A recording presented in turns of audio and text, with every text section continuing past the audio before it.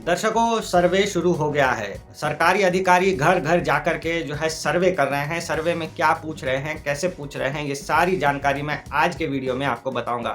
नमस्कार दोस्तों, स्वागत है आप सभी का कागज नगर के लोकल समाचारों में। मैं हूं आपका होस्ट कौशिक और आप सभी को बताऊंगा 13 नवंबर 2024 बुधवार के कागज नगर के खास समाचारों में क्या क्या रहेगा वो पूरा देखने के लिए इस वीडियो को बगैर स्किप किए पूरा अवश्य देखिए। चलिए दोस्तों, शुरू करते हैं आज की हेडलाइन से। कचरे से लोग परेशान, मंदिर में जले 1 लाख दिए, पटरी से उतर गई मालगाड़ी, बॉर्डर पर जोरदार प्रचार, जंगल में आई लोमड़ी, जाति मत पूछो दादा, डिग्री का नया सिलेबस, सर्वे में पूछे जाने वाले प्रश्न।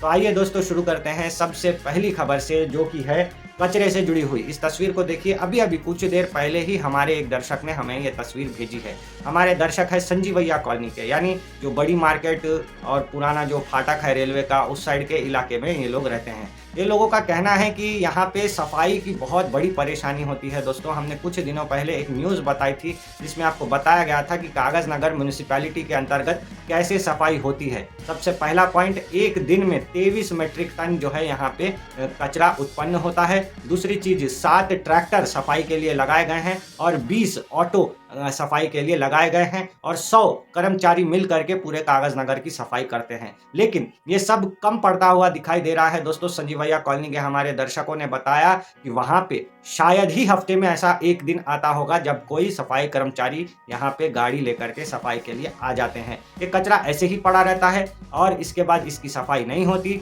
जिसके वजह से काफी तेज दुर्गंध इस इलाके में आने लगती है। लोग यहाँ पे बीमार हो जाते हैं अक्सर, और कई लोगों को सांस की परेशानी भी होने लग गई है। तो आप ही बताइए दोस्तों, ऐसे कैसे चलेगा? कागज नगर में सफाई की कर्मचारियों की संख्या क्या बढ़ानी चाहिए?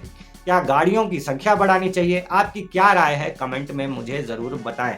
दोस्तों, अगली खबर आपको बताऊंगा मैं इस गांव मंदिर की। कल कार्तिक एकादशी थी, यानी देव उठनी एकादशी थी। ये उत्सव बहुत बड़ा माना जाता है हिंदुओं के बीच में, और ऐसे में कल कागज नगर का जो ईसगांव शिव मंदिर है वहां पे 1 लाख दिए जलाए गए। दोस्तों, जी हाँ, बहुत बड़ा उत्सव कल मनाया गया। दूर दूर से भक्त इस कार्यक्रम में जमा हुए, सभी ने मिलकर के ईसगांव मंदिर के अंदर 1 लाख दिए जला दिए। दोस्तों, काफी लोग जो है इस प्रोग्राम में पार्टिसिपेट करने के लिए आए। आम लोग, खास लोग, नेता लोग, बच्चे लोग, बूढ़े लोग, सब लोग इस कार्यक्रम में मौजूद रहे। अब ये कार्यक्रम शायद 1 साल के बाद फिर होगा। देखते हैं कैसा चलता है। क्या आप इस कार्यक्रम में गए थे? कमेंट में मुझे और हमारे दर्शकों को जरूर बताइएगा।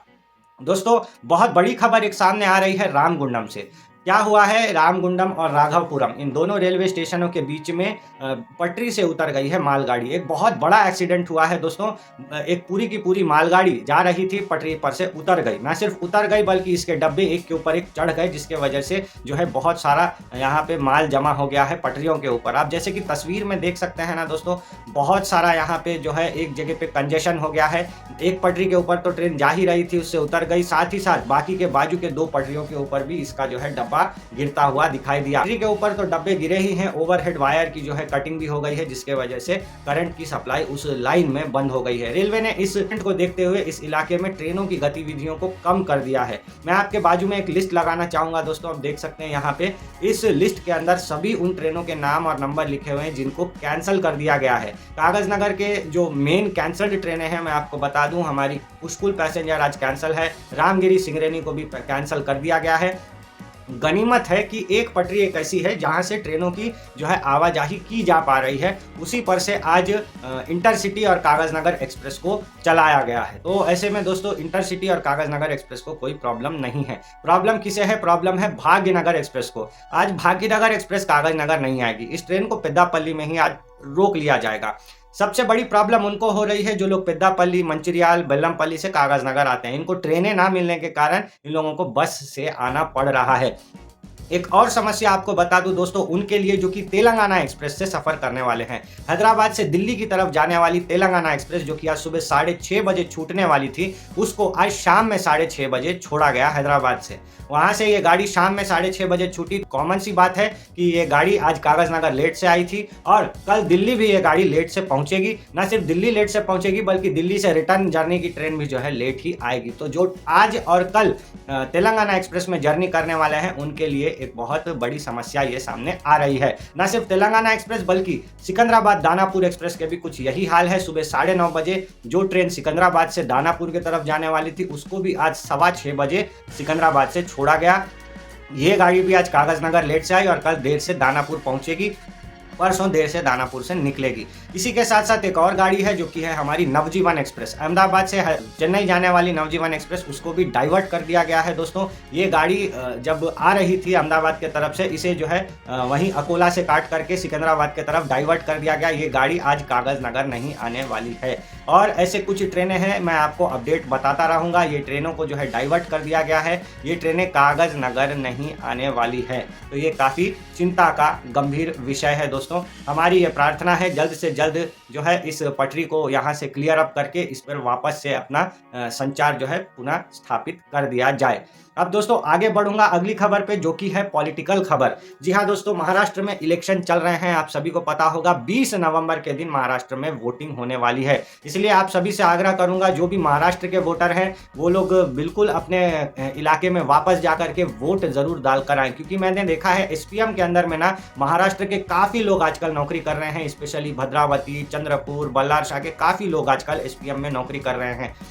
आप लोग चूकिए मत, हो सके तो एक दिन छुट्टी लेकर के महाराष्ट्र जाइए अपने गांव और वोट जरूर डाल करके आइए। मुद्दा यह है दोस्तों, चूंकि आप लोगों को पता ही होगा कोमरम भीम जिला जो है हमारा, ये एक सीमावर्ती जिला है दोस्तों, महाराष्ट्र के साथ हम लोगों की सीमा लगती है। ऐसे में महाराष्ट्र के बहुत सारे पॉलिटिशियंस क्या कर रहे हैं, हमारे कागजनगर की तरफ आ रहे हैं। आने के बाद यहाँ से लीडरों को उठाकर अपने तरफ ले जा रहे हैं प्रचार करने के लिए। जी हाँ, ये भी हो रहा है दोस्तों। आप लोगों को पता ही होगा महाराष्ट्र में कांग्रेस और बीजेपी ये दो बहुत बड़ी पार्टियां हैं जो कि इलेक्शन में डायरेक्टली लड़ रही हैं, और हमारे कागजनगर में कांग्रेस और बीजेपी ये दोनों पार्टियां काफ़ी स्ट्रांग हैं। इसीलिए वो लोग क्या कर रहे हैं, यहाँ के लीडरों को वहाँ ले जा रहे हैं। वहाँ पे भी तेलुगु बोलने वालों की संख्या बहुत ज़्यादा है, यहाँ के लीडरों को भी मराठी बोलने का अच्छा ग्रिप है। ऐसे में यहाँ के लीडर वहाँ जाकर के ताबड़तोड़ प्रचार कार्यक्रम में लगे हुए हैं। क्या आप भी महाराष्ट्र जाकर प्रचार कर रहे हैं? कमेंट में मुझे ज़रूर बताइएगा। दोस्तों अगली खबर जो है जंगल से आ रही है। जंगल में कैमरे लगे हुए हैं और एक कैमरे में कैद हुआ है एक फोटो लोमड़ी का। कागजनगर के आस पड़ोस इलाके में कभी लोमड़ी नहीं देखी गई दोस्तों,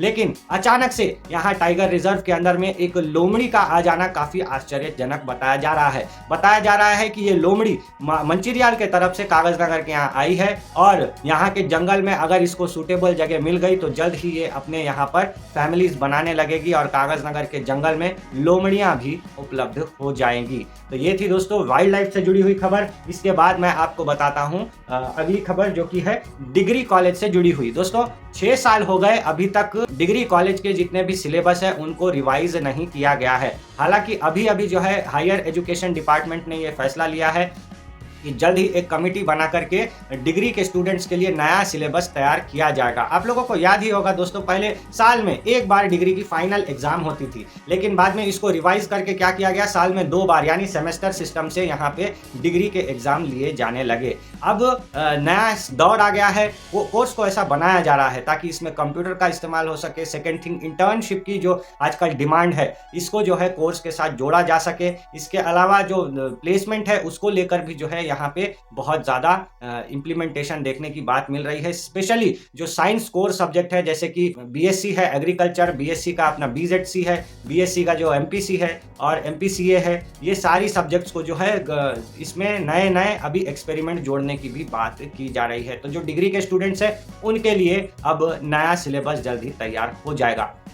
अब बढ़ते हैं दोस्तों अगली खबर पे जो कि है सर्वे से रिलेटेड। वैसे सर्वे में क्या क्या पूछा जाएगा मैं आपको अगले पार्ट में बताऊंगा। इस पार्ट में फिलहाल आपको इतना बता दूं कि सर्वे में ज़्यादा इंपॉर्टेंट क्वेश्चन जो आ रहा है वो है जाति से रिलेटेड। मैंने आपको बताया था कांग्रेस की ये सरकार टारगेट डाल के है कौन से जात के लोग कितने रहते हैं तेलंगाना में, इसका डाटाबेस बनाने में। तो इस जो क्वेश्चन बन के आ रहा है 54 क्वेश्चन पूछे जा रहे हैं, इसमें सबसे इंपॉर्टेंट क्वेश्चन है जाति को लेकर। खैर हर कोई अपनी जात बता रहा है, लेकिन बंगालियों को लेके बहुत ज़्यादा कन्फ्यूजन हो रहा है दोस्तों। जी हाँ, आप लोगों को पता ही होगा पूरे सिरपुर तालुके के अंदर कम से कम 30,000 बंगाली लोग रहते हैं और अलग अलग 17 गाँवों के अंदर बसे हुए हैं। इन लोगों में बहुत कंफ्यूजन देखने को मिल रहा है दोस्तों। जो ज़्यादा उम्र के बंगालीज हैं, मतलब माता पिता उम्र के हैं, दादा दादी उम्र के हैं, उनके पास में कास्ट के लिए एससी सर्टिफिकेट है, लेकिन उनके बच्चों के पास में एससी सर्टिफिकेट नहीं है। ऐसे में बहुत कंफ्यूजन हो रहा है डिटेल बनाने में कि एक्चुअली में ये फैमिली एससी कैस्ट की है या ओसी कैस्ट की है। इसको लेकर के बंगालीज के अंदर बहुत ज़्यादा एक उत्साह देखने को मिल रहा है। बंगाली लीडर्स जो हैं, पॉलिटिकल लीडर्स, वो लोग कह रहे हैं कि इसी के ज़रिए हम टारगेट करेंगे कि हमारी जो एससी सर्टिफिकेट की मांग है उसको वापस से रिटेन कर दिया जाए। आप लोगों को बता दूं, ये जितने भी बंगालीज हैं ना, ये बांग्लादेश से कागज़ नगर माइग्रेट होकर के आए थे और इनको इसी शर्त पे माइग्रेट किया गया था कि ये सारे के सारे बंगालीज शेड्यूल कास्ट और शेड्यूल ट्राइब के होंगे। इसीलिए इनकी जो ज़मीनें भी है ये सारी की सारी एलोकेटेड ज़मीन है, इसको कोई खरीद नहीं सकता, बेच नहीं सकता। एससी और एसटी कास्ट के जो लोग यहाँ पे थे ऑलरेडी, जो कि यहाँ के तेलुगु बोलने वाले, मराठी बोलने वाले एससी एसटी कास्ट के लोग हैं, उनमें भी गुस्सा देखा गया कि हमारे कोटे का शेड्यूल हम लोग बंगालीज के साथ क्यों शेयर करें। ऐसे में क्या हुआ, इस वाद विवाद के चलते 1998 के समय में क्या हुआ, बंगाली से उनका एससी कास्ट का सर्टिफिकेट का जो स्टेटस था वो छीन लिया गया। आज भी बंगालीज इसके लिए बहुत बड़ी डिमांड करते हैं कि एक्चुअल में जो लोग एससी है, जो एसटी है, उनको उनका एससी एसटी सर्टिफिकेट मिलना चाहिए। उनके बाप दादाओं के पास मौजूद है लेकिन बच्चों के पास मौजूद नहीं है क्योंकि अधिकारी लोग नहीं बना रहे हैं। तो इसको लेकर के एक लड़ाई बंगाली कम्युनिटी अलग से लड़ रही है। अब चलते हैं दोस्तों आज की आखिरी और इम्पॉर्टेंट खबर पर। क्या होगा सर्वे में, आप जब बैठेंगे तो आपसे क्या क्या क्वेश्चन पूछे जाएंगे। तो दोस्तों मैं आपको 1 बाय 1 बता देता हूं। सबसे पहली चीज दोस्तों ये जान लीजिए कि इस सर्वे में ना 6 अलग अलग पन्ने हैं। 6 पन्नों को भरने के बाद में आपका क्वेश्चनर खत्म होगा। तो 6 पन्नों में क्या क्या लिखा हुआ है 6 पार्ट्स के अंदर, वो मैं आपको शॉर्ट में बताने की कोशिश करूंगा। जब आप पहला पन्ना खोलेंगे तो आपसे पूछा जाएगा कि आपकी फैमिली में कितने मेंबर है, आपके फैमिली का हेड कौन है। हेड तो लेडीज होना चाहिए, ये कंपलसरी कर दिया गया है। तो फैमिली का हेड कौन है, उसका नाम क्या है। फिर उसके बाद फैमिली में कौन क्या क्या है, मतलब हेड मदर है, उनके हस्बैंड है, उनके डॉटर है, सन है, ये सारी चीज़ें जो है एक अच्छे लिस्ट आउट करके लिखी जाएगी। उसके अलावा आपके कास्ट क्या है। अगर आपकी कास्ट ओसी है तो ओसी के अंदर में क्या आप कोमटी है या बंगाली है या फिर ब्राह्मण है या क्या है, आपको वो मेंशन करना पड़ेगा। फिर उसके बाद आपका जो है इसके अलावा आपका एज कितना है सबका, ये सारी चीज़ें हैं। आपकी मदर टंग लैंग्वेज क्या है वो भी यहाँ पे लिखी जाएगी। सबके आधार कार्ड नंबर लिखे जाएंगे। तो ये सब जानकारी पेज नंबर 1 के अंदर फिलअप हो गई। जब पेज नंबर 2 में आप लोग जाएंगे तो यहाँ पे आप लोगों से इलेक्शन आईडी कार्ड पूछा जाएगा। किसके किसके पास में इलेक्शन आईडी कार्ड है, किस किस के पास में विकलांग सर्टिफिकेट है। अच्छा, इसके बाद इंपॉर्टेंट क्वेश्चन आपसे पूछा जाएगा कि 0 से लेके 6 साल के अंदर आप कहाँ पर थे, क्या आप स्कूल में पढ़ रहे थे। हाँ, मैं स्कूल जा रहा था, तो कौन सी स्कूल में आप पढ़ रहे थे, ये आपको मेंशन करना पड़ेगा। उसके बाद में आपको जो है दूसरी चीज पूछी जाएगी कि 6 साल से लेके 16 साल की उम्र तक आप क्या कर रहे थे। अगर स्कूल में पढ़ रहे थे तो फिर आपको अपने स्कूल का नाम लिखना पड़ेगा। फिर उसके बाद आपसे पूछा जाएगा कि 17 से लेके 40 साल की उम्र तक आप क्या कर रहे थे। अगर आप कॉलेज में पढ़ रहे थे तो आपको कॉलेज का नाम लिखना है। अगर आपने पढ़ाई छोड़ दी तो क्यों छोड़ी वो आपको लिखना है। अगर आप नौकरी कर रहे हैं तो क्या नौकरी कर रहे हैं ये आपको लिखना है। तो इम्पोर्टेंट यहाँ पे विषय ये है सेकंड पार्ट का कि आपसे आपके वोटर आईडी कार्ड, कुछ सर्टिफिकेट वगैरह अगर है तो वो पूछे जाएंगे, जैसे कि आपका हैंडीकैप सर्टिफिकेट हो गया या फिर कुछ अलग सर्टिफिकेट हो गया, तो ये सारी पूछे जाएंगी। और इम्पॉर्टेंट चीज़ ये पूछी जाएगी कि 0 से लेके 6 के एज तक आप कहाँ पढ़ रहे थे, 6 से लेके 17 के एज में आप क्या पढ़ रहे थे, 17 से लेके 40 के एज में आप क्या पढ़ रहे थे, छोड़े तो क्यों छोड़े, ये सेकंड पेज में पूछा जाएगा दोस्तों। अच्छा, थर्ड पेज में क्या पूछा जाएगा कि आप अभी क्या नौकरी कर रहे हैं। एक एक मेंबर से पूछा जाएगा आप क्या नौकरी कर रहे हैं। आप अगर कोई नौकरी कर रहे हैं तो उसमें आपका डेजिग्नेशन क्या है, क्या आप सीनियर असिस्टेंट है, जूनियर असिस्टेंट है, क्लर्क है, पियोन है, इंजीनियर है, टीचर है, आपको वो मेंशन करना पड़ेगा। उसके बाद आपको ये पूछा जाएगा कि अगर आप कोई बिजनेस कर रहे हैं तो बिजनेस के इसमें आपका क्या रोल है, क्या आप किसी जाति से जुड़ा हुआ बिजनेस कर रहे हैं। जैसे लुहार एक जाति है, कुम्हार एक जाति है जो कि मिट्टी का काम करते हैं, वैसे नाई एक जाति है जो कि बाल काटने का काम करते हैं, धोबी एक जाति है जो कि कपड़े धोने का काम करते हैं। क्या आप धोबी कास्ट के हैं और धोबी का काम कर रहे हैं, ये पूछा जाएगा। क्या आप नाई कास्ट के हैं और नाई का काम कर रहे हैं, तो ये भी पूछा जाएगा। क्या आप कास्ट वाइड अपनी नौकरी कर रहे हैं, ये आपको इसमें पूछा जाएगा दोस्तों। तो ये था इससे जुड़ा हुआ थर्ड पार्ट कि आप क्या नौकरी करते हैं। चौथे पार्ट में दोस्तों आपसे पूछा जाएगा रिजर्वेशन के बारे में। अगर आप ओसी हैं तो इसमें कोई कुछ मिलने का नहीं है, लेकिन अगर आप SC ST BC हैं तो आपसे पूछा जाएगा क्या आपके पास कास्ट सर्टिफिकेट है, हाँ है।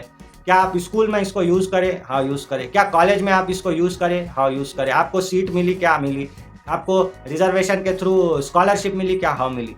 ये सारी चीज़ें रिजर्वेशन से जुड़ी हुई सारी चीज़ें पार्ट 4 में आपको पूछी जाएगी। इसके अलावा आपसे क्या पूछा जाएगा कि आप कोई पॉलिटिकल पार्टी में हैं क्या? और मैं अगर पार्टी में हूं तो वो हाँ लिखना, नहीं तो नहीं लिखना। अगर आप पार्टी में हैं तो क्या काम कर रहे हैं? कार्यकर्ता है, नहीं सरपंच है, नहीं एक्स सरपंच है। ये सारी चीजें आपसे पूछी जाएंगी पार्ट 4 के अंदर। पार्ट 5 के अंदर दोस्तों पूछा जाएगा जमीन से रिलेटेड मामला। धरनी में आपका जो जमीन है, धरनी पोर्टल में वो रजिस्टर्ड है क्या? है तो क्या नंबर है? ये आपका एग्रीकल्चर लैंड है, नहीं असाइंड लैंड है, नहीं क्या लैंड है? ये सारी चीजें आपको जो है पार्ट 5 में पूछी जाएगी दोस्तों। इसके अलावा आपके पास कोई जानवर है क्या? गाय है, भैंस है, बकरी है, भेड़ है, ऐसे जानवर जिनसे कुछ प्रोडक्ट निकलता हो, ये सारी चीजें जो है आपसे इसमें पूछी जाएंगी पेज नंबर 5 में। अच्छा, पार्ट 6 जो कि लास्ट है, इसमें क्या पूछा जाएगा? आपके घर के बारे में, मतलब नॉन मूवेबल एसेट, आपका घर है, हाँ, स्थिर आस्ति, उसका क्या है? हाउस नंबर कितना है? पट्टा नंबर कितना है? करंट का क्या? आपका सर्विस नंबर क्या है? आपका घर में, आपके घर में टॉयलेट वगैरह है क्या? कितने रूम हैं आपके घर में?